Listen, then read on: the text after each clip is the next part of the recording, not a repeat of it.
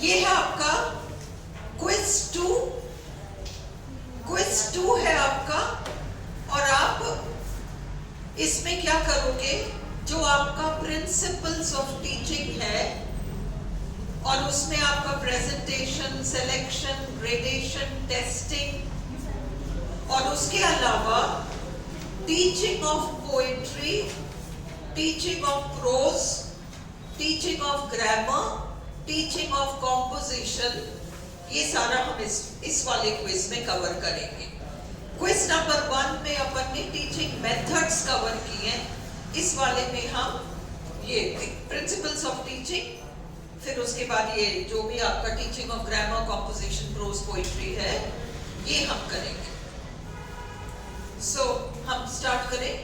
Question 1, close tests, CLOZE, close tests were designed to assess dash abilities। अब अपन ने class में कर रखा है क्लोज टेस्ट्स क्या है, पर अभी अपन समझे कि क्लोज टेस्ट्स क्या है।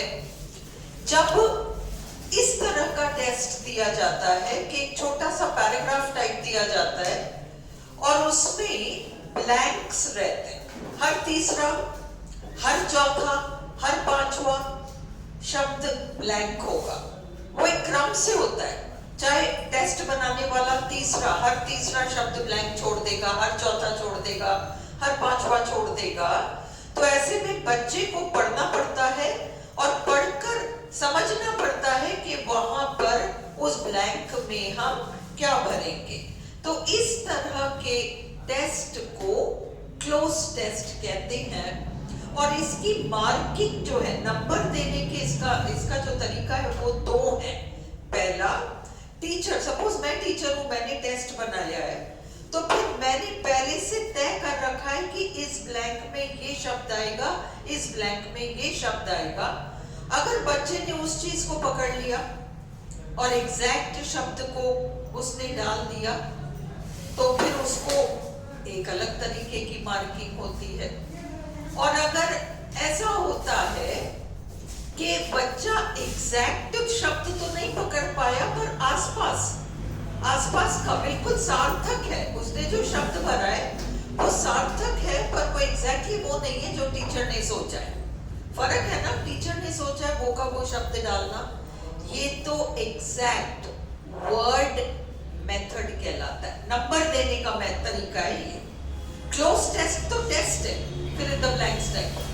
नंबर देने के 2 तरीके हैं, एक तो एग्जैक्ट वर्ड मेथड और दूसरा एक्सेप्टेबल वर्ड मेथड। भले एग्जैक्ट शब्द नहीं है तो भी सार्थक तो शब्द डाला है बच्चे ने, तो एक्सेप्टेबल वर्ड मेथड के बेसिस पे उसको नंबर दे दिए जाते हैं। तो आपका जो फर्स्ट 3 क्वेश्चंस है इसी से रिलेटेड है। Close tests were designed to assess, ऐसे में बच्चे की कौन सी एबिलिटी, देखो आर है ना, अपन LSRW जो देखते हैं, LSRW में इस पर्टिकुलर क्लोज टेस्ट में क्या हमारा टेस्ट हो पाता है। L होता है, S होता है, R होता है, या W होता है, R होता है, क्योंकि बच्चा पढ़ता है और पढ़कर फिर समझता है कि यहाँ ब्लैंक पे मुझे क्या पढ़ना है। तो रीडिंग स्किल्स हमारे डेवलप होते हैं। रीडिंग, आंसर हमारा A, reading. Second, a kind of test, उस प्रकार का टेस्ट जिसमें कि इन विच some words from a passage have been deleted, गायब कर दिए गए हैं, ब्लैंक छोड़ दिया गया है, and students are required to fill the gaps। gaps में शब्द सोच समझकर भरना पड़ता है विद्यार्थी को, उसको कौन सा टेस्ट कहते हैं। 4 टेस्ट दिए आपको, उसमें ये आपका ये गैप वैप टेस्ट नहीं है, गैप टेस्ट नहीं है। गैप टेस्ट एक्चुअली एक क्लोज टेस्ट है, fill in the blanks, close test. Exact test का नाम क्लोज टेस्ट है, ये आपको पता होना चाहिए। तीसरा, The two main marking schemes in the closed test are, number देने के दो तरीके क्या हैं? अगर बच्चे ने एग्जैक्ट वर्ड भरा है तो एग्जैक्ट वर्ड मेथड कहते हैं उसको, मेथड टीचिंग मेथड नहीं है, मार्किंग मेथड है। एग्जैक्ट वर्ड, या फिर दूसरा अनुमान से उसने एक सार्थक शब्द डाला है पर एग्जैक्ट वो शब्द नहीं डाला जो टीचर ने तय किया था, तो भी उसका आंसर राइट है, उसको एक्सेप्टेबल वर्ड कहते हैं। तो the two main marking schemes, number देने के दो तरीके हैं क्लोज टेस्ट में। ए हमारा ऑप्शन है एग्जैक्ट वर्ड, एक्सेप्टेबल वर्ड। चौथा, अब ये जो क्लोज टेस्ट है इसका नेगेटिव क्या है? नेगेटिव मतलब इसमें खामी कहाँ रह जाती है, लूज पॉइंट क्या है, वीक पॉइंट क्या है?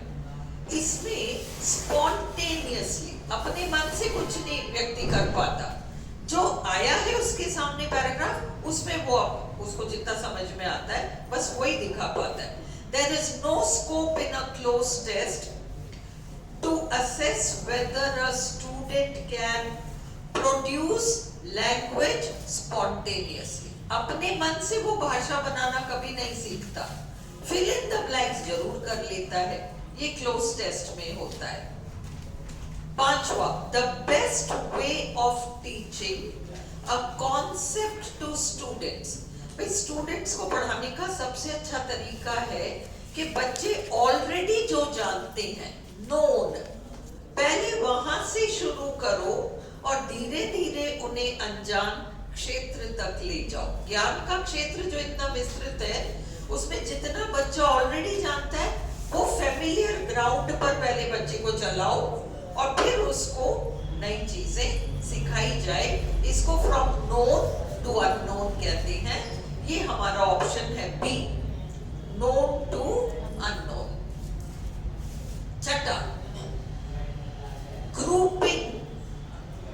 अब देखो सिलेक्शन और ग्रेडेशन अपन के है ना, तो हम जो ये ग्रेड्स बनाते हैं, हम पहले तो सेलेक्ट करते हैं कि भाई ये वाला सिलेबस, फिर हम ग्रेड बनाते हैं, ये इस मेंटल लेवल के बच्चे के लिए अच्छा है, ये इस मेंटल लेवल के बच्चे के लिए अच्छा है, ये सही है, ये अभी ठीक नहीं रहेगा। ये सारा जो है वो दो तरीके से होता है, उसको कहते हैं ग्रुपिंग और सीक्वेंसिंग। ग्रुपिंग, लो ये सारा तो मुझे दे दो, ये सब काम आएगा, तो ये सब काम आएगा, है ना। और फिर इसमें भी तुम क्या करते हो, इसमें तुम सीक्वेंस बनाते हो। तुम ग्रुपिंग और सीक्वेंस को यूं समझो, तुम्हें 4 दिन के लिए एक शादी में जाना है, तुम्हें 4 दिन के लिए शादी में जाना है, तो तुम 10 कपड़े तय करते हो और बैग में पैक करते हो, पर तुमने 10 कपड़े लो, ये भी ले चलते हैं, ये भी ले चलते हैं, ये भी ले चलते हैं, ये भी ले चलते हैं, 10 कर लिए तुमने एक तरफ, ये तो ग्रुपिंग हो गया, ग्रुपिंग हो गया।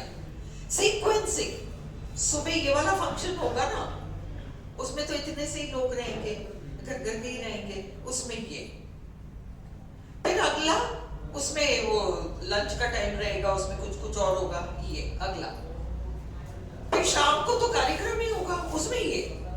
अब आपने सीक्वेंस बनाया है और सीक्वेंस आपने कुछ बातों को ध्यान में रख के बनाया है। उसी तरीके से एक पाठ्यक्रम में पहले तो ग्रुपिंग, शादी नाम के इवेंट में हमें ये 10 कपड़े ले जाने, उसी तरह से एक क्लास को पढ़ाने के लिए ये सारे टॉपिक्स लेके चलना है।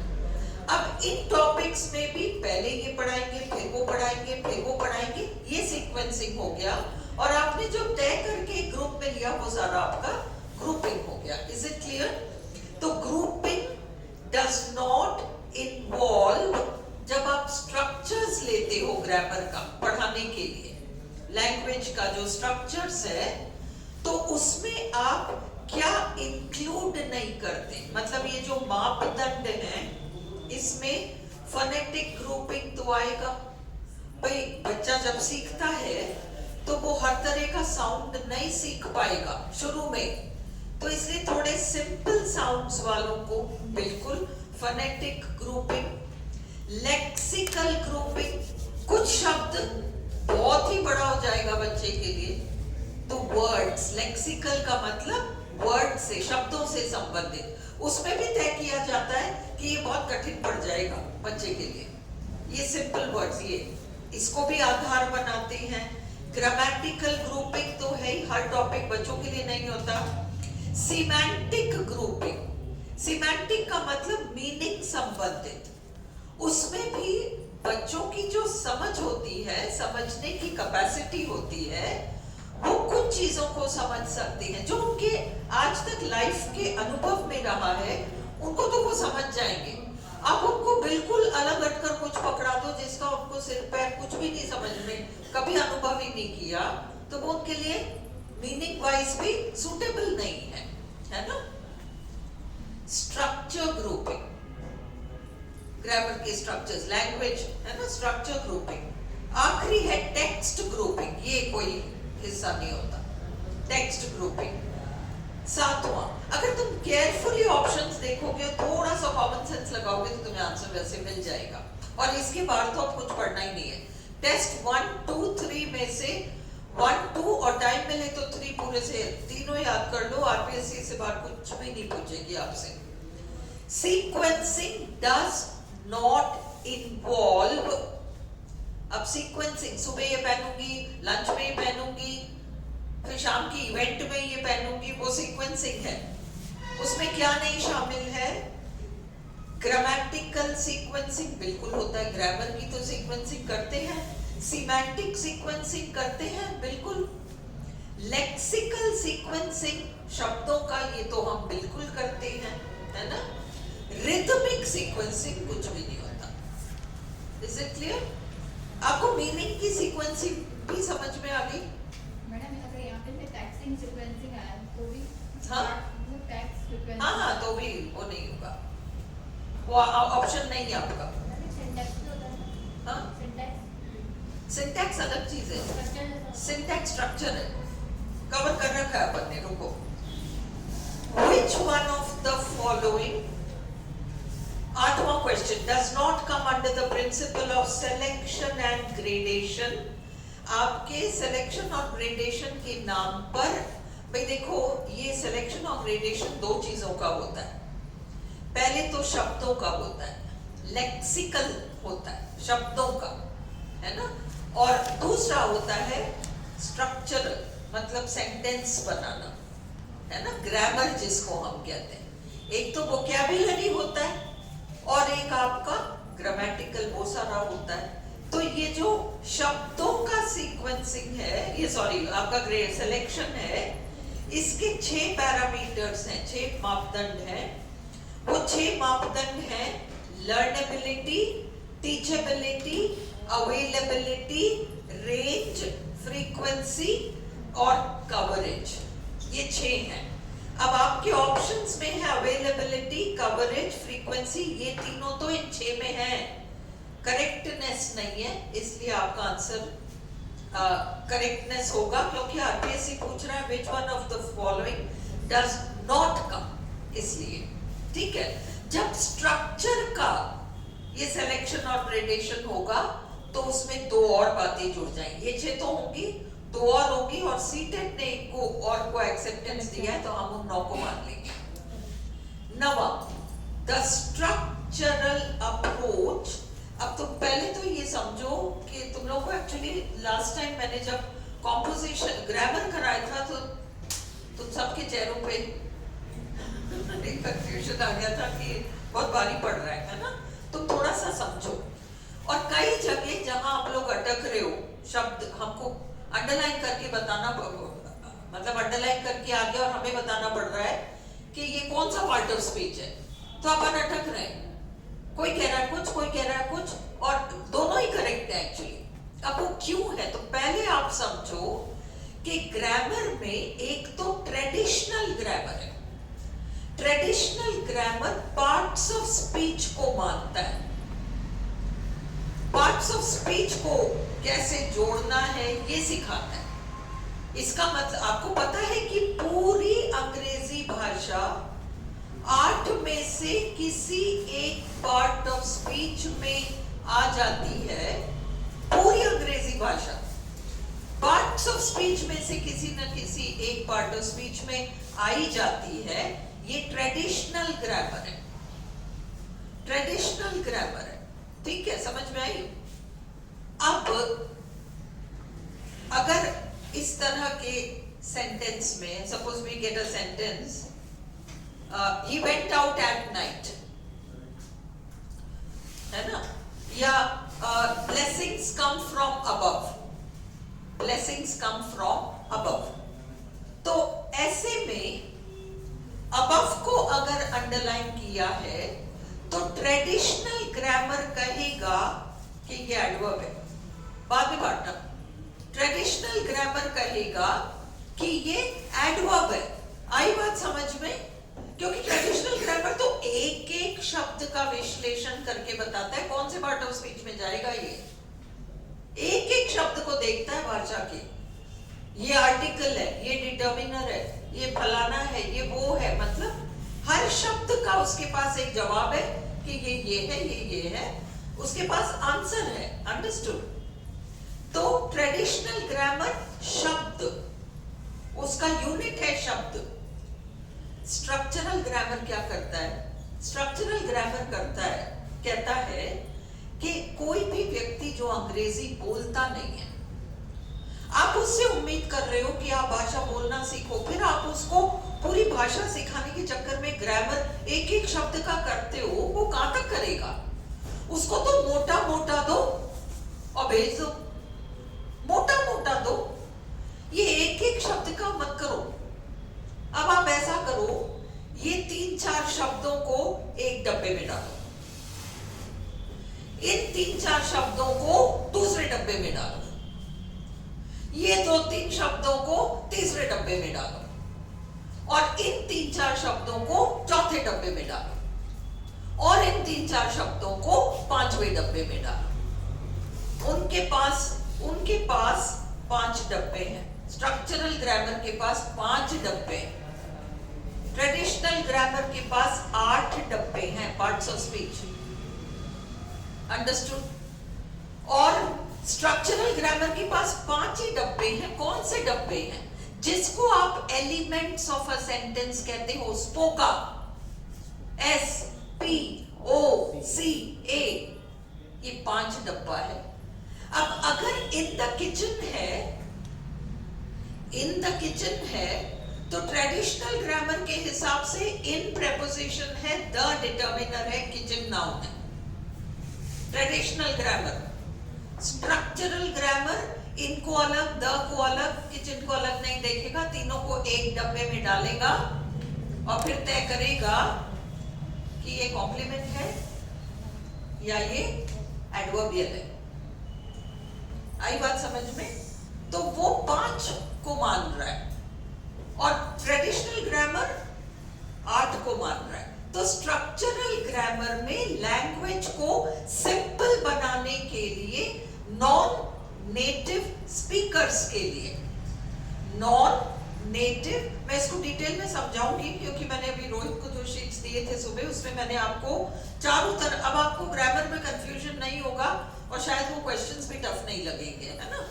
तो अब are you clear traditional grammar क्या है और स्ट्रक्चरल ग्रामर क्या है? ग्रामर तो ग्रामर है, अगर आप स्ट्रक्चरल पॉइंट ऑफ व्यू से देखोगे तो ये कुछ और बन जाएगा, और अगर आप ट्रेडिशनल से देखोगे तो वही शब्द जो है वो कुछ और बन जाएगा। नियमों पर चलना होता है ना, ये रूल्स, इनके रूल्स अलग हैं, इनकी ग्रुपिंग्स अलग है, इनकी ग्रुपिंग्स अलग है। ये तो आपका ट्रेडिशनल और स्ट्रक्चरल ग्रामर हुआ। Is this clear to you? Functional grammar क्या है? फंक्शनल ग्रामर क्या है? ट्रेडिशनल ग्रामर कभी भी फंक्शनल नहीं होगा।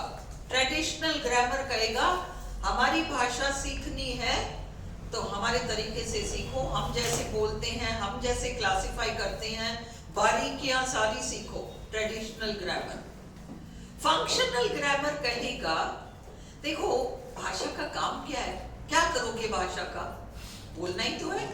तुम्हें समाज में जाकर कुछ विशेष परिस्थितियों में कुछ तरह की बातें करनी होंगी, कोई कहे तो समझनी होंगी, यही तो है। क्या होता है समाज में, हम क्या करते हैं समाज में, हम कोई हमें शादी में बुलाता है तो वो जाते हैं हम, कोई बुलाता है बहुत मनोहार करता है पर हम किसी कारण से नहीं जा पाते तो हम मना कर देते हैं, हमें किसी को बुलाना होता है तो हम उसे बुलाते हैं, है ना। हमें हमसे गलती हो गई, हमें माफी मांगनी है तो हम माफी मांग लेते हैं, हमें किसी से प्रश्न पूछना है हम प्रश्न पूछ लेते हैं। ये सारे फंक्शंस हैं, भाषा के फंक्शंस हैं।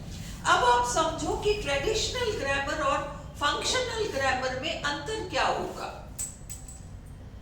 अब मैं कहती हूं तुम्हारा चेहरा देखकर मैं समझ जाती हूँ कि तुम बुरी तरह से थक गए, है ना। तो मैं ट्रेडिशनल ग्रामर में पूछूंगी are you tired, auxiliary are, फिर सब्जेक्ट यू, फिर टायर्ड, है ना। ये पूछूंगी ट्रेडिशनल ग्रामर। फंक्शनल ग्रामर में मुझे बस मेरी बात तुम तक पहुंचानी है। मैं पूछूंगी यू आर टायर्ड, अब मैंने क्या किया, सब्जेक्ट को पहले ले लिया, ऑक्सिलरी को बाद में ले लिया और टायर्ड को वहीं रहने दिया। You are tired, traditional grammar कहेगा ओह नहीं नहीं ये गलत है, ये क्वेश्चन थोड़ी होता है, ये तो क्वेश्चन ही नहीं होता, आपने तो स्टेटमेंट बना दिया। फंक्शनल ग्रामर कहेगा मेरे टोन से तुम्हें समझ में आ गया कि मैं प्रश्न पूछ रहा हूं। यू आर टायर्ड, समझ में आ गया कि प्रश्न पूछा है, काफी, समझ में आ गया ना, काफी है। एग्जैक्ट वो का वो ट्रेडिशनल ग्रामर का क्वेश्चन वाला फॉर्मेट नहीं फॉलो किया, चलने दो। मतलब जो फंक्शनल ग्रामर है उसमें राइट केवल स्ट्रक्चर पर नहीं होता कि फॉर्मेट है ना। स्ट्रक्चरल ग्रामर अलग है, स्ट्रक्चरल ग्रामर तो 3-4 चीजों को एक डब्बे में डाल देती है, वो स्ट्रक्चरल ग्रामर है। ट्रेडिशनल ग्रामर पैटर्न्स को मानती है कि भाई ये क्वेश्चन का पैटर्न होता है, ये रिक्वेस्ट का होता है, ये इसका होता है, ये डिक्लेरेटिव सेंटेंस होता है, ये कुछ अपने उसके फॉर्मेट्स हैं। फंक्शनल ग्रामर कहेगा फॉर्मेट को जाने दो, फॉर्मेट गलत है तो कोई बात नहीं, टोन से समझ में आ रहा है, किसी और तरीके से, और भी तरीके हैं बात को समझाने के, और अगर उस तरीके से समझ में आ जाए तो अगले ने भाषा सही बोली। वो डिटर्मिनर लगाना भूल गया, नाउन्स के पहले तो हम काउंटेबल नाउन्स के पहले तो हम डिटर्मिनर, और कैसा आर्टिकल डिटर्मिनर लगाना भूल गया। ट्रेडिशनल ग्रामर कहेगा इसको तो अंग्रेजी नहीं आती। फंक्शनल ग्रामर कहेगा जाने तो डिटर्मिनर नहीं लगाया, उसमें तुमको बात तो समझ में आ गई ना, बस चलो करेक्ट। ये फंक्शनल ग्रामर है। Have you understood these 3 grammars? Traditional grammar rule based grammar है, functional grammar meaning based grammar है। ट्रेडिशनल ग्रामर रूल्स को महत्व देगा और फंक्शनल ग्रामर मीनिंग को महत्व देगा। स्ट्रक्चरल ग्रामर तो चीजों को ग्रुप कर देगा, 2-2 3-3 को मिला के एक डब्बे में डाल देगा, वो स्पोका वाला जो हिसाब है। Is this clear? Descriptive grammar या मॉडर्न ग्रामर जिसको हम कहते हैं, वो केवल वर्णन करता है कि फंक्शनल ग्रामर कैसे होता है, भाषा लोग बाग कैसे बोलते हैं, उसका वर्णन करता है। फंक्शनल ग्रामर का वर्णन एक तरीके से डिस्क्रिप्टिव ग्रामर करता है। Is this clear? चलो अब हम आगे बढ़े, हालांकि क्वेश्चन वो नोट्स आ गए पर फिर भी अपन को कंप्लीट करना है, कोई बात नहीं। The structural approach advocates selection and gradation. Structural approach, selection, gradation, presentation, तीनों को इस structural में ये तीनों चीजें important हैं, selection and gradation. 10वां, that the study material should be according to the child's mental age, mental ability, grade and level is implied in selection and gradation, है ना। क्या हुआ? Selection and gradation is advocated by structural. अब ये 12वां देखो, यही मैं आपको समझा रही थी। Gradation means ग्रेडेशन का मतलब है लिंग्विस्टिक आइटम्स, लिंग्विस्टिक लैंग्वेज से related items being grouped and sequenced. आपको ग्रुप्ड और सीक्वेंस समझ में आ गया? ग्रुप, शादी में जाना है 10 कपड़े ले जाने हैं। सीक्वेंस, सुबह ये पहनना है, दोपहर को ये पहनना है, शाम को ये पहनना है, अगले दिन सुबह ये पहनना है। सीक्वेंसिंग। तो ए हमारा आंसर है। 13, selection requires the teacher to decide. Selection में टीचर डिसाइड करता है which part of the syllabus he must teach at a particular point in time। कब कौन सा मैं करूंगा, कौन सा पहले सिखाऊंगा। Selection of, ये आपका ए आंसर है। Selection of linguistic items is made according to, selection of linguistic items is made according to, देखो कोर्स का पर्पस क्या है, उद्देश्य क्या है। लेंथ ऑफ द कोर्स, 6 महीने में कोर्स खत्म करना है, साल भर में कोर्स खत्म करना है। लेवल ऑफ द कोर्स, किस लेवल का ये कोर्स है, किस लेवल के सीखने वाले हैं। Answer all the above. Grammar, ये आपका 15वां question. Grammar and lexical items are graded from, common sense है, सिंपल से लेकर कॉम्प्लेक्स तक। वो ग्रामर का पेपर है, सिंपल कंपाउंड सब देंगे, अपन जल्दी में होंगे, थोड़ा ध्यान से क्वेश्चन ध्यान से देखना। ट्रांसफॉर्मेशनल जेनरेटिव ग्रामर, ऐसे तो बहुत तरह की ग्रामर है, स्कॉलरली ग्रामर और ये सारा भी अपन के काम का नहीं है स्कूल लेवल पर। पर ट्रांसफॉर्मेशनल जेनरेटिव ग्रामर चोम्स्की, नोम चोम्स्की का है। 17, trial and error is a method or idea accepted in, आपको पता है अपन ने किया था, ऑडियो लिंगुअल मेथड मानता है लैंग्वेज इज अ हैबिट। शुरू में ही आदत सुधार दो ताकि बच्चा सही ही बोले, और फिर इतना कराओ, इतना कराओ, इतना ड्रिलिंग कराओ, इतना ड्रिलिंग कराओ कि बैठ ही जाए। ये ALM है, वो गलती नहीं बर्दाश्त करेगा। पर CLT कहता है अरे करने दो, हाथ पैर मार लेने दो, गलत सलत बोल लेने दो, चलेगा। ट्रायल एंड एरर, ऐसे वैसे वैसे करके उसके मुंह से बोल फूटे पड़ेंगे, चलने दो। तो CLT आपका ट्रायल एंड एरर एक्सेप्ट करता है। Selection, gradation, presentation and practice are involved in structural situational method. वो स्ट्रक्चरल अप्रोच जो है उसको ब्रिटिश, उसमें स्ट्रक्चरल सिचुएशनल मेथड कहा जाता है। A slow careful reading of a small part of difficult text is called, देखो जब हम एग्जाम के लिए पढ़ते हैं या किसी चीज को पूरा अच्छे से, एक एक चीज हमें अच्छे से पता होनी चाहिए, तो हम इंटेंसिव रीडिंग करते हैं। इंटेंसिव, एक चीज को कई बार पढ़ा, बारीकी से पढ़ा, इंटेंसिव रीडिंग। एक्सटेंसिव, हमें शोध कार्य करना है, हम एक ही विषय के ऊपर 50 किताबें पढ़ेंगे। एक्सटेंसिव, ये भी पढ़ लिया, वो भी पढ़ लिया, वो भी पढ़ लिया, वो भी पढ़ लिया, एक्सटेंसिव पढ़ रहे हैं। Is it clear to you?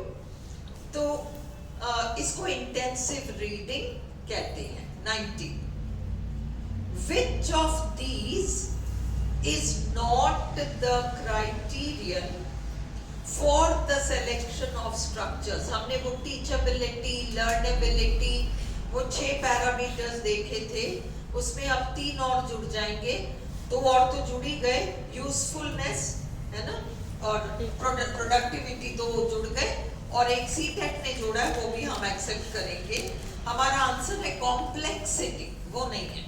अब देखो अगले पेज पे मैंने एक्सप्लेनेशन आपको दे रखा है। The following principles should be kept in mind while selecting structures. Lexical items के ग्रेडेशन के लिए आपने 6 पैरामीटर्स देखे थे। उन 6 के ऊपर आप 2 और याद कर रहे हो, यूजफुलनेस और प्रोडक्टिविटी, स्ट्रक्चर्स का ग्रेड्स करने के लिए। और ये सीटेट ने क्योंकि कलेक्शन को एक्सेप्ट किया तो अपन कलेक्शन को भी मान लेते हैं। 21 things should be taught considering the age of students in the learnability criterion in the principle of gradation. Principle of gradation. 22. Which principle focuses on the correct way of introducing the lesson to the student? Presentation आएगा इसमें, principle of presentation teacher पहले ही plan करता है ना कौन सा कैसे करना है। 23.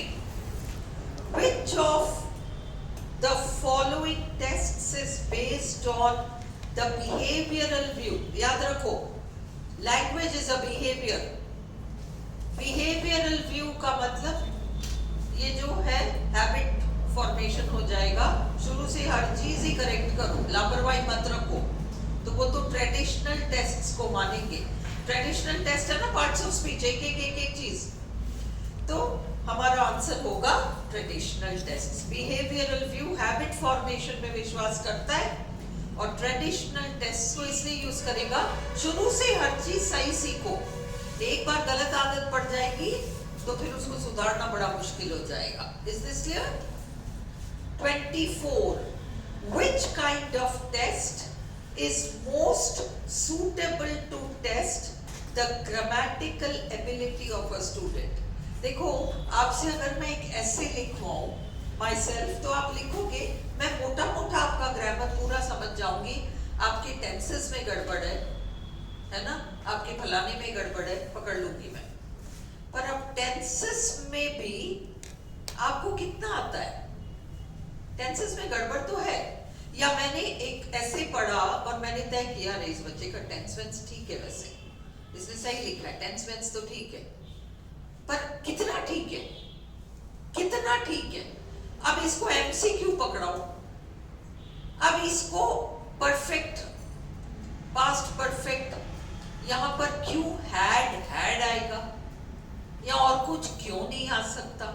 ये एमसीक्यू पकड़ता है। इसलिए एमसीक्यू ग्रामेटिकल एबिलिटी को टेस्ट करने का सबसे अच्छा तरीका है। 25. Which of the following is not true of free composition? Free composition का मतलब तुम्हें खुली छूट है, टॉपिक दे दिया, तुम्हारी मर्जी पड़े जो लिखो, मर्जी पड़े जो सोचो, मर्जी पड़े जो जोड़ो तोड़ो, मर्जी पड़े जो प्रस्तुत करो, सब फ्री।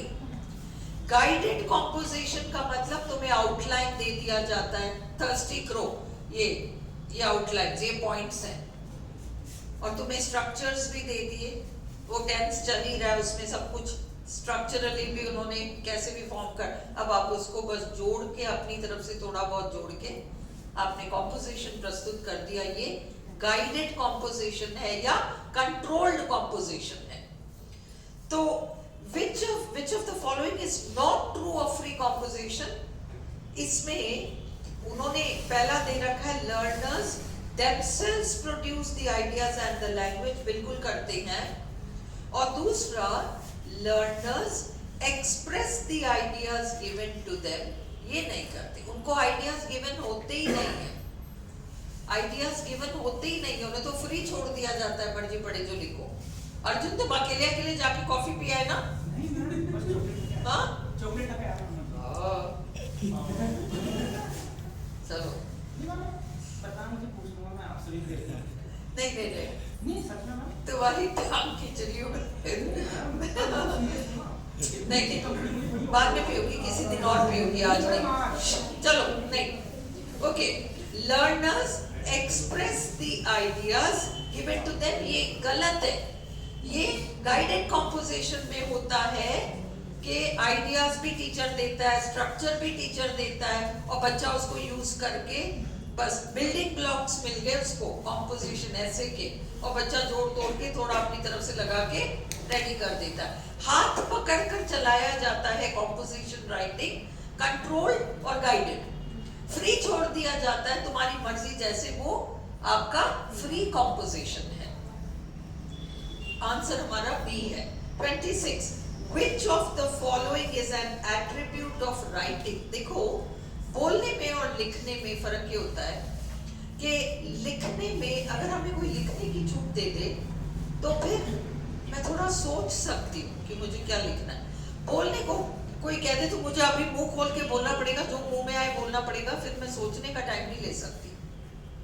इसलिए राइटिंग में हमें टाइम फॉर रिफ्लेक्शन, सोच विचार करने के लिए टाइम मिल जाता है। क्लियर? 27 रियलिया शब्द जो है वो क्या है? ऑब्जेक्ट्स, वस्तु जो टीचिंग एड्स के नाम पर टीचर क्लास में ले जाता है। प्रॉप्स हैं ये, सपोर्ट्स हैं ये। Using realia in the language class means real objects as teaching aids. Okay, CLT में हमें पता है ना, CLT में टीचर को क्या करना पड़ता है? थैला भर के सामान ले जाना पड़ता है CLT में। 28 the major aim of teaching poetry is. Poetry क्यों?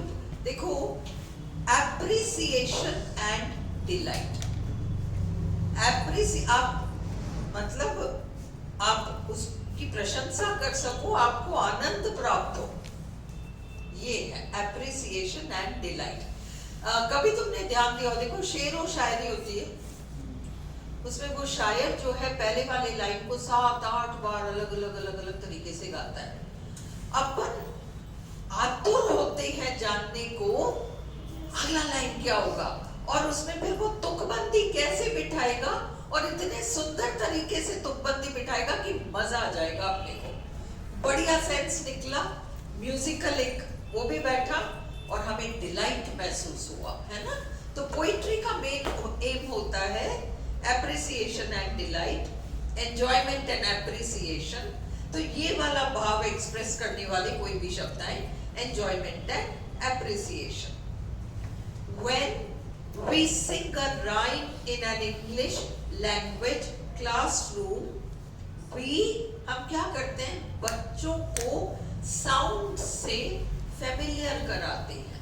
जब हम कहते हैं Jack and Jill went up the hill, या हम कहते हैं Little Jack Horner sat in a corner, अब उसने horner, corner साउंड्स को रिलेट करना सीखा, फेमिलियर हो जाता है वो साउंड से। हमारा ऑप्शन सी है। Who was the founder of structural grammar? C.C. Rice. Structural grammar. Structural grammar spoken language को प्रायोरिटी देती है, बिना मीनिंग को रेफरेंस किए हुए। अभी मैंने आपको समझा दिया, वो स्ट्रक्चर्स में ग्रुप कर देती है हर चीज को, बारीकियों पे नहीं जाती। स्ट्रक्चर्स जो भी मीनिंग देते हैं उसे फाइनल मान लिया जाता है, इनमें व्यर्थ नहीं निकाले जाते। ये सब ट्रेडिशनल ग्रामर में होता है, वो तो लकीर के फकीर हैं। Which grammar deals with correctness and literary excellence? Literary excellence और correctness, ट्रेडिशनल ग्रामर है ना, एक एक शब्द को करेक्ट पकड़ेगा। 32 Which type of grammar expects children to memorize the definitions? A noun is this, a verb is this, an adjective is this, है ना, an adverb is this। वो डेफिनेशंस को समझकर फिर सेंटेंस में पार्ट्स ऑफ स्पीच को identify करते हैं। हमारे कोर्स में तो ये भी है ना, और हमारे कोर्स में तो उसको का भी है, MHM भी है, दोनों ही चीजें। इसलिए चिंता मत करो, अगर ऐसा कुछ होगा तो फिर अपन उसको चैलेंज भी कर सकते हैं सोच समझकर। अगर नहीं कोई क्वेश्चन ऐसा बैठ जाए जिसमें कि ये भी ट्रेडिशनल ग्रामर के पॉइंट ऑफ व्यू से ये है और इसके पॉइंट ऑफ व्यू से ये है, तो फिर अपन उस हिसाब से उसको अटेम्प्ट करेंगे। और वैसे आइडेंटिफाई पार्ट्स ऑफ स्पीच तो ट्रेडिशनल ग्रामर है, इसलिए डरने की जरूरत ही नहीं है ना। तो ट्रेडिशनल ग्रामर एक्सपेक्ट करता है। 33 who is associated with transformational generative grammar? Important question है, चोम्स्की है। अब देखो, according to the descriptive approach, अब मैं थोड़ा सा आप लोग वीडियो पॉज करो ताकि वन सेकेंड मैं बताती हूँ। जो मैंने अभी जो आपको शीट्स अवेलेबल कराए उसमें मैंने स्ट्रक्चरल ग्रामर क्या है, ट्रेडिशनल ग्रामर क्या है, फंक्शनल ग्रामर क्या है, डिस्क्रिप्टिव ग्रामर क्या है, अच्छे से इजी तरीके से समझाया है। पहले उनको समझ लो तो आगे ये पेपर के क्वेश्चंस हैं एक्चुअली 1 2 3 ग्रामर के ऊपर 4 5 6 है ना। और इन्होंने पूछा है फंक्शनल ग्रामर के बारे में, क्या सच नहीं है, क्या है। आप समझोगे तब जब आप उसको, मैंने समझाया है कोई गलत बात है, पर आप रिटन फॉर्म में देख लो, पॉज कर लो और आप लोग जेरोक्स बांट दो, फिर हम करते हैं। हम क्वेश्चन नंबर 34 पर आए, क्वेश्चन नंबर 34 पर आए हैं और क्वेश्चन नंबर 34 पूछ रहा है, according to the descriptive approach, grammar tells us, descriptive approach, एक बात याद रखो, जो आपका फंक्शनल ग्रामर है वो डिस्क्रिप्टिव अप्रोच को ही मान रहा है। डिस्क्रिप्टिव ग्रामर और फंक्शनल ग्रामर में ऐसा कुछ उलझने वाला नहीं पूछ सकते, क्योंकि दोनों एक तरीके से सेम ही है। फंक्शनल लैंग्वेज तो मीनिंग बेस्ड है और डिस्क्रिप्टिव केवल उसका वर्णन कर रहा है और कुछ भी नहीं हो रहा।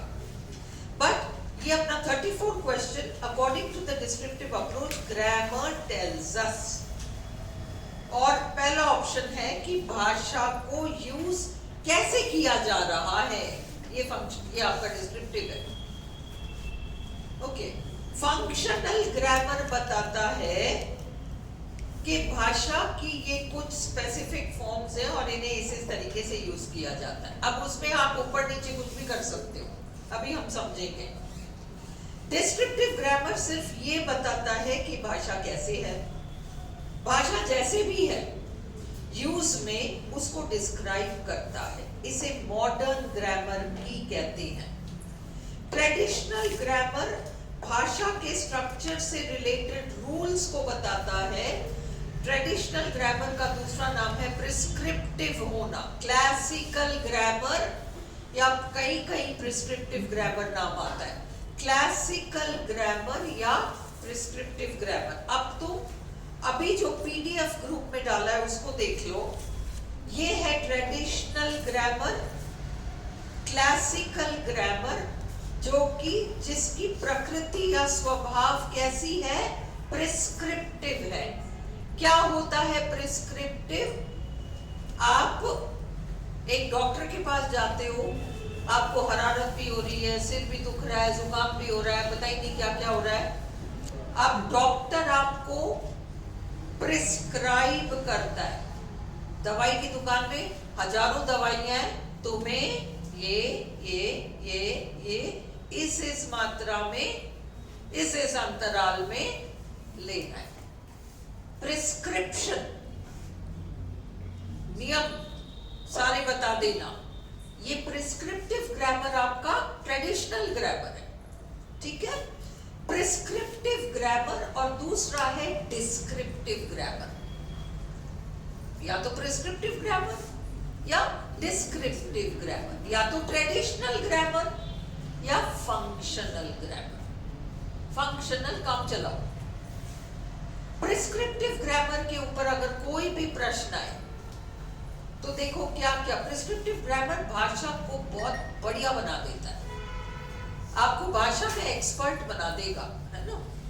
प्रिस्क्रिप्टिव ग्रामर ट्रेडिशनल अप्रोच होता है, ये formal English, formal speech and formal writing के रूल्स बताता है। फॉर्मल सब कुछ औपचारिक, है ना। फॉर्मल, जब एक बिजनेसमैन किसी बिजनेस कॉन्फ्रेंस में जाता है तो अगर समझदार होता है तो जीन्स टी शर्ट पहनकर नहीं जाता, क्या पहनकर जाता है? सूट पहनकर जाता है, फॉर्मल, है ना। जब हम एग्जाम का आंसर लिख रहे हैं, एग्जाम का आंसर लिख रहे हैं, वहां आप इनफॉर्मल ग्रामर नहीं लिख सकते, वहां फॉर्मल ग्रामर काम आएगा। आप अपने दोस्त से बातचीत कर रहे हो, जरूरी नहीं है कि वहां आपको फॉर्मल यूज करना पड़े, वहां फंक्शनल यूज चल जाएगा। क्लियर? तो ये फॉर्मल इंग्लिश है। Formal speech and formal writing के रूल्स बताता है। ये रूल बेस्ड ग्रामर है, फॉर्म बेस्ड ग्रामर है, फॉर्म से फॉर्मल, फॉर्म बेस्ड ग्रामर है, रूल बेस्ड ग्रामर है। And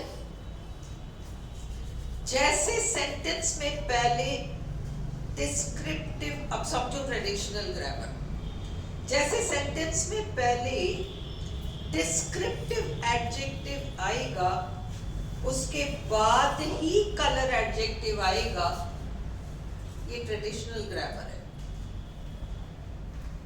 a red beautiful car, red beautiful car traditional grammar के हिसाब से गलत है, क्योंकि कलर पहले आ गया, डिस्क्रिप्टिव बाद में चला गया। नियम तो ये है, डिस्क्रिप्टिव पहले आएगा, कलर बाद में आएगा, उसके बाद कलर आएगा। उसके और भी नियम है। अगर इस तरीके का डिस्क्रिप्शन है, अगर एज है, अगर साइज है, वो का हर एक का उसके पास फिक्स्ड हुआ है कि ये इसका यही नियम होता है। ये ट्रेडिशनल ग्रामर है। फंक्शनल ग्रामर में आप रेड ब्यूटीफुल कार कह दो तो चलेगा, ट्रेडिशनल ग्रामर में आपने रेड ब्यूटीफुल कार कह दिया तो नहीं चलेगा, आपको कहना पड़ेगा ब्यूटीफुल रेड कार। फर्क समझ में आ गया? तो जैसे सेंटेंस में पहले डिस्क्रिप्टिव एडजेक्टिव आएगा, उसके बाद ही कलर एडजेक्टिव आएगा, ये नियम आपको ट्रेडिशनल ग्रामर देगा। जूसी रेड एप्पल, ना कि red juicy Apple. Functional language कहेगा, फंक्शनल ग्रामर कहेगा, क्या फर्क पड़ रहा है अगर तुमने रेड जूसी एप्पल कह दिया, समझ में तो आ गया ना? तेरे समझ में आ गई ना? फिर तू क्यों इतनी पंचायती कर रहा है? करेक्ट है ये functional. Is it clear? Prescriptive grammar is also known as classical grammar. It is prescriptive. It, अब इसके uses पूछ लें। It helps to make prose more elegant. Prose को और सुंदर बना देता है। It provides, क्यों होता है ट्रेडिशनल ग्रामर का काम क्या है? सबको कुछ रूल्स पता होने चाहिए। देखो, जब एक गेम खेला जाता है, सपोज क्रिकेट खेला जाता है, फुटबॉल खेला जाता है, कुछ भी खेला जाता है, तो ये तो नहीं चल सकता ना कि तुम्हारे हिसाब से तुम रूल बनाओ और तुम्हारे हिसाब, खेल तो हम सब रहे, खेल हम सब रहे, तुम्हारे हिसाब से तुम नियम बनाओ, मेरे हिसाब से मैं नियम बनाऊं, ये थोड़ी चल सकता है। क्या होना होगा? सबके लिए एक नियम। ये ट्रेडिशनल ग्रामर करता है, क्योंकि भाषा बोलने वाले बहुत सारे लोग हैं, तो सबके लिए ये नियम होता है। ट्रेडिशनल ग्रामर आदर्श स्पीकर की बात करता है, फंक्शनल ग्रामर नौसिखिए की बात करता है। मोटा मोटा याद रखना। एक्सपर्ट ट्रेडिशनल ग्रामर, आपको एक्सपर्ट बनना है लैंग्वेज में, ट्रेडिशनल ग्रामर। आपको काम चलाओ बोलना सीखना है, फंक्शनल ग्रामर। अंडरस्टूड? आपको अंग्रेजी पढ़ाने जाना है तो आपको ट्रेडिशनल ग्रामर सीखना पड़ेगा, है ना? तो पर आपको बिजनेस में बस आपका एक प्रोडक्ट है, आपको बेचना आना चाहिए, बेसिक कम्युनिकेशन है, बिल्कुल। इससे वहां आपका फंक्शनल ग्रामर काम आए। Have you understood? So now it helps to make prose more elegant. तो जो लिखता है व्यक्ति वो और सुंदर दिखता है, बढ़िया लगता है। It provides people a common standard of usage. सबके लिए एक नियम, ना कि अलग अलग लोगों के लिए अलग अलग नियम। Schools aim to teach students prescriptive grammar. शुरू से ही सही सीखो। It accepts only the standard variety of English. एक स्टैंडर्ड वेराइटी होती है और एक होता है जैसे भाषा और बोलियां कही होती है, वो बोली वाले को नहीं एक्सेप्ट करेगा traditional grammar. It is normative. Normative, norm का मतलब rule, rule based. It rejects the dialects of the language, बोलियों को रिजेक्ट कर देता है। It tells us what the speakers should, must, ought to say। सुबह तुम्हें 6 बजे तक उठ जाना चाहिए, उठते ही तुम्हें फलाना काम करना चाहिए, ओके। फिर उसके बाद तुम्हें ऐसा करना चाहिए। ट्रेडिशनल ग्रामर ये चाहिए चाहिए चाहिए। फंक्शनल ग्रामर, मेरा बेटा क्या करता है, उठते ही ऐसा करता है, वैसा करता है। ये सब तुम्हारा डिस्क्रिप्टिव हो गया। जो कर रहा है उसका डिस्क्रिप्शन है, जो करना चाहिए उसका वर्णन नहीं है। डिस्क्रिप्टिव में जो कर रहा है उसका वर्णन है, भाषा जैसे बोली जाती है उसका वर्णन है। Is it clear? Descriptive grammar ये एग्जाम्स, स्पीचेस, इंटरव्यूज वगैरह में यूज नहीं किया जाता, वहां तो आपको ट्रेडिशनल आना चाहिए। ये एक प्रकार का डिस्क्रिप्शन मात्र है फंक्शनल ग्रामर का। डिस्क्रिप्टिव ग्रामर सेकंड लैंग्वेज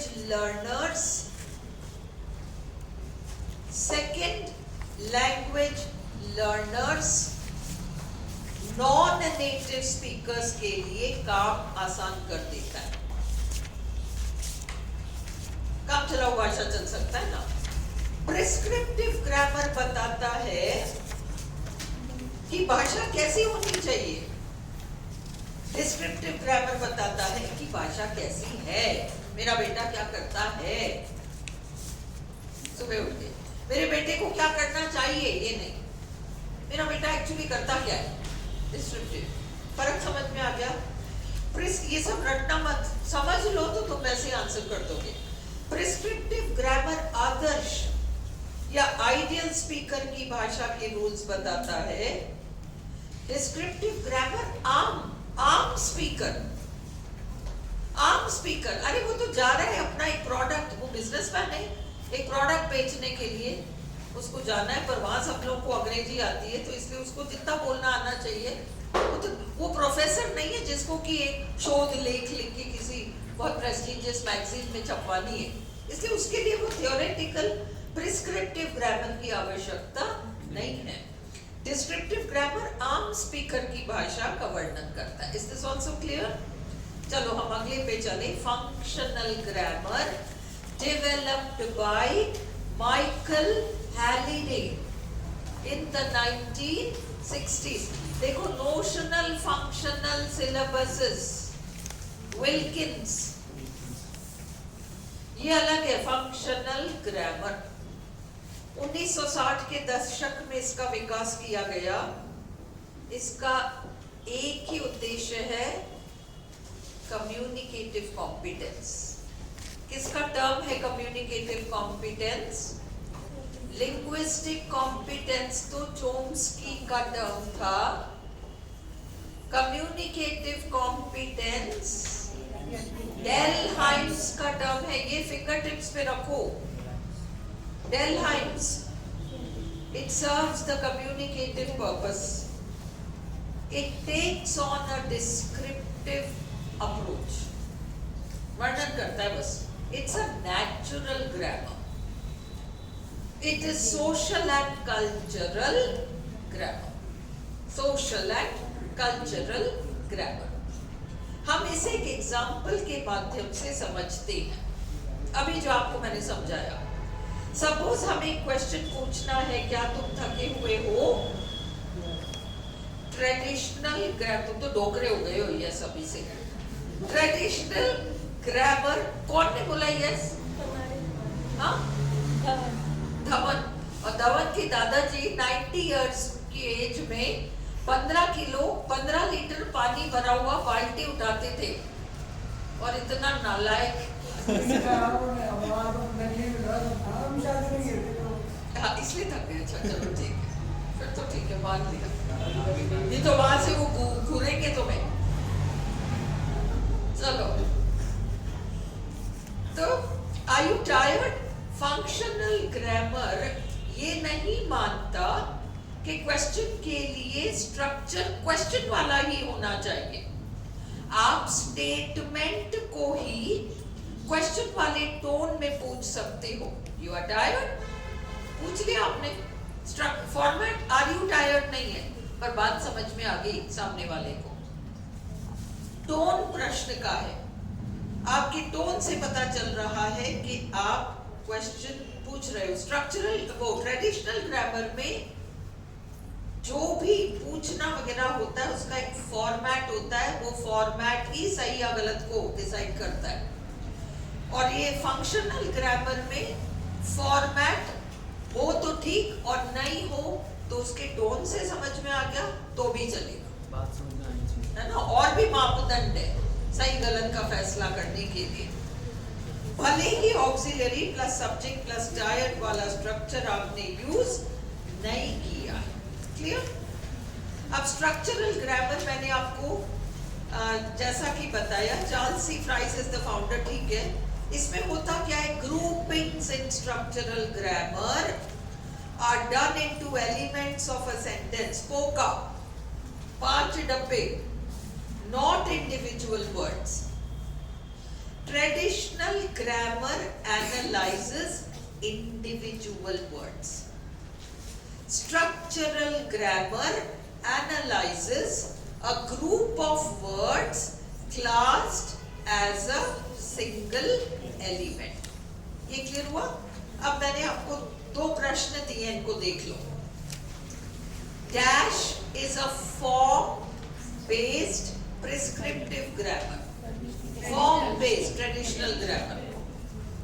दूसरा, dash is a meaning-based descriptive grammar.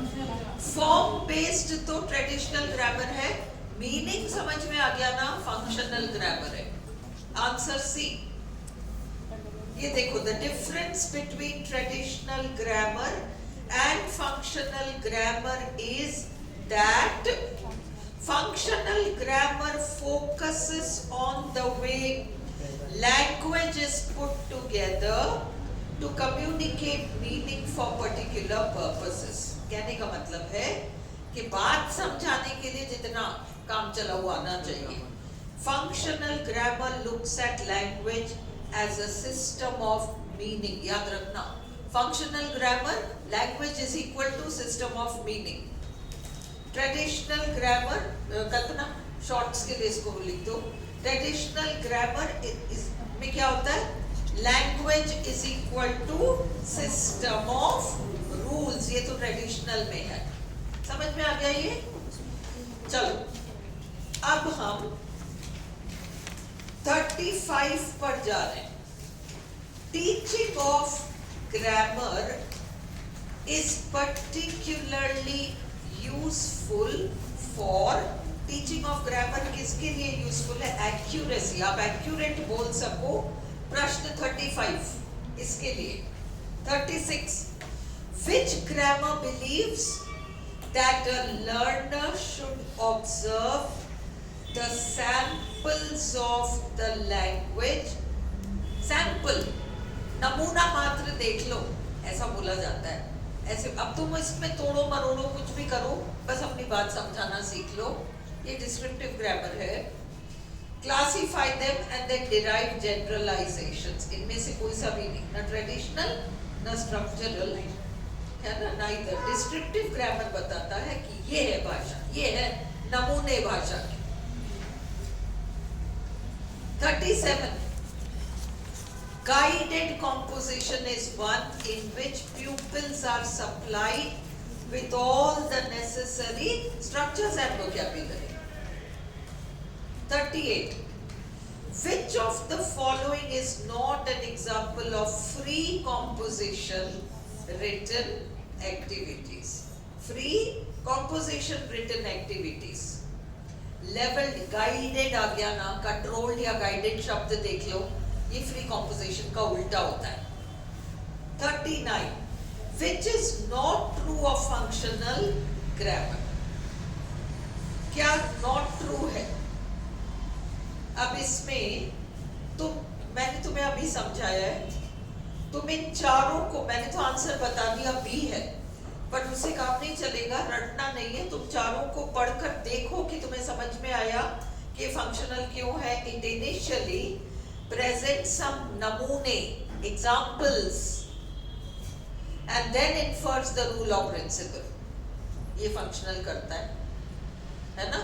पहले रूल बताना, ट्रेडिशनल करेगा।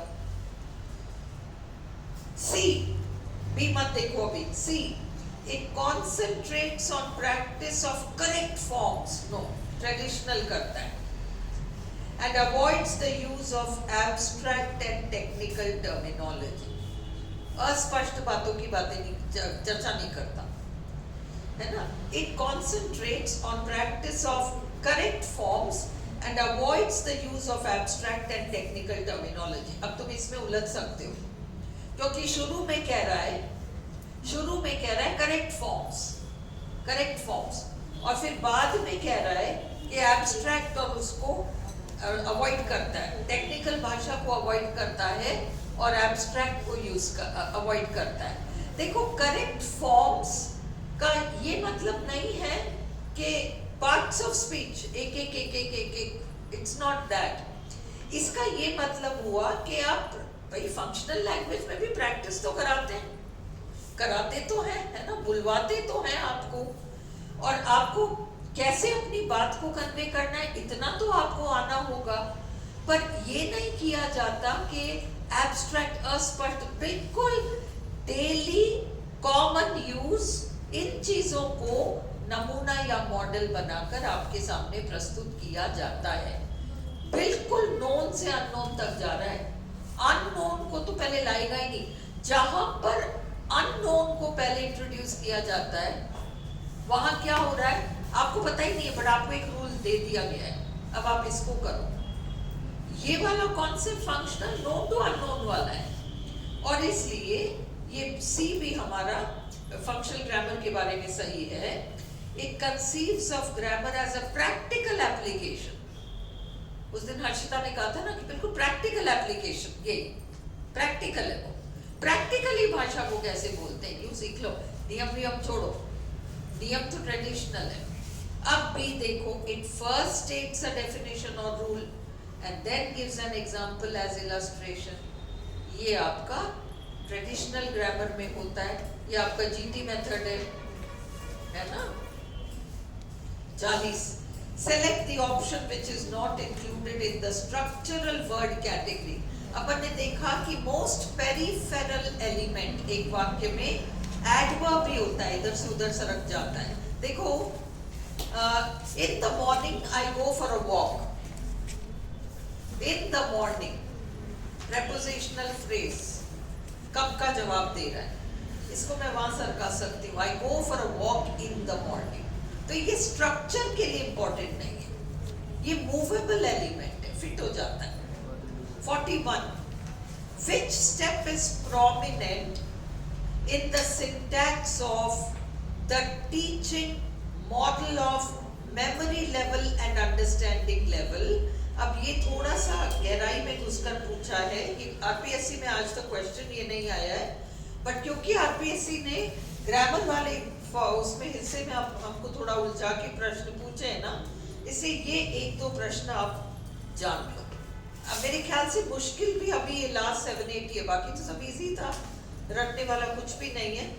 प्रेजेंटेशन जो है ना, प्रेजेंटेशन में वो टीचिंग एंड लर्निंग 3 लेवल्स पर जो चल रहे हैं, मेमोरी लेवल, समझने वाला लेवल और रिफ्लेक्टिव, विचार करने वाला लेवल, उस मॉडल को ध्यान में रखते हुए सबसे पहला कदम है टीचिंग मॉडल में प्रेजेंटेशन। फर्स्ट स्टेप है प्रेजेंटेशन। प्रेजेंटेशन हर चीज के पहले आएगी, पहले ही वो तैयार किया जाएगा। Which of the following is true about the presentation step.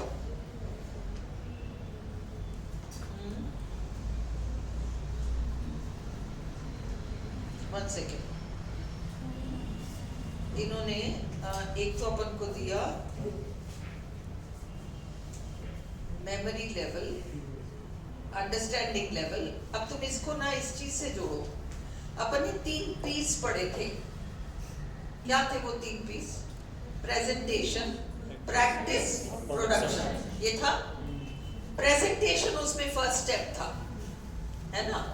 फिर बच्चा क्या करता है? उसको प्रैक्टिस करता है. जो दिया गया उसको प्रैक्टिस कर रहा है. फिर अपने मन से प्रोड्यूस करता है. तो उसको विचारना पड़ रहा है, रिफ्लेक्ट करना पड़ रहा है. जब वो प्रैक्टिस करता है तो उसको केवल याद रखना पड़ता है कि उसको कौन सा क्या दिया गया था, कौन सा मॉडल दिया. प्रेजेंटेशन टीचर ने प्रेजेंट कर दिया, फिर प्रैक्टिस कराया. अब प्रैक्टिस में बच्चे को केवल याद रखना पड़ रहा है कि ये था मॉडल और ये अपन को वो प्रैक्टिस करता है. फिर टीचर उसको कहता है कि अब तुम इंडिपेंडेंटली करो. अब वो विचारता है, रिफ्लेक्ट करता है और वो प्रोड्यूस करता है. इसमें फर्स्ट स्टेप क्या था? प्रेजेंटेशन. ये याद रखो. अगर इस तरीके का उलझा हुआ प्रश्न आए तो समझो कि प्रेजेंटेशन ही फर्स्ट लेवल होगा. Clear to you? प्रैक्टिस और प्रोडक्शन सेकेंड और थर्ड लेवल्स है. टीचिंग लर्निंग के 3 लेवल्स हैं. Memory level, understanding level, reflective level. पहले तो वो उस चीज को लेता है मेमोरी में, फिर क्या करता है? उसको समझता है कि अच्छा वो कितने सेंटेंसेस को प्रैक्टिस करता है तो उसको समझ में बैठती है. फिर रिफ्लेक्ट करके खुद ही अपने मन से एक सेंटेंस बनाता है. इसलिए प्रेजेंटेशन फर्स्ट स्टेप है. 42. Which of the following is true about the presentation step? ये सारे टीचर पहले न्यू नॉलेज को एक इंटरैक्टिव वे में स्टूडेंट्स के सामने प्रस्तुत करती है. तुम में से कितनों ने सुना है इस चीज के बारे में? फिर बच्चे जवाब देंगे. Interaction. B. The teacher tries to connect the previous knowledge of the students with the new set of knowledge. known से unknown तक जाना. तीसरा, द टीचर बिलीव्स कि जब सही टॉपिक को सही तरीके से प्रेजेंट किया जाए तो बच्चा डेफिनेटली उसको रिसीव करेगा. The teacher believes that when a topic is presented properly students learn in a coherent way. तरीके से सीखते हैं. All the above are true. Presentation के मामले में तीनों ही ट्रू है. Which grammar is also known as theoretical grammar or formal grammar? Prescriptive grammar इसमें. Guided composition is control. Clear है? कर लेंगे अब हम. चलो.